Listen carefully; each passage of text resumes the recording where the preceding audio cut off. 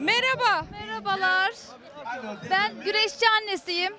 Yıllardır buralardayız. Tribünlerde arkadaşımla beraber böyle devam ediyoruz. Hem izliyoruz hem örüyoruz. Aynen, her zaman destekçi. Oğlunuz mu güreş? Oğlum güreş. Kaç yıldır güreşle uğraşıyor? 5 yıldır.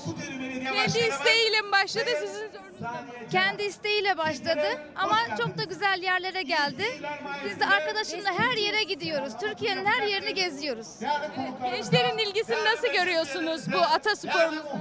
Çok güzel. Daha da güzelleşti bu yıllarda. Artık gençler, ama bence bayanların katılması çok önemli.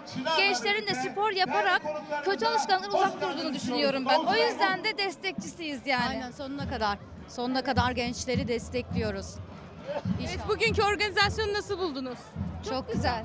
Evet, güzel yani, evet. Çok güzel. Teşekkür ediyoruz emeği geçenlere. Efendim, ben size kolay gelsin diyorum. Onlar orada güreşirken siz de burada heyecanla artık çantayı bitirirsiniz bugün. Aynen, inşallah.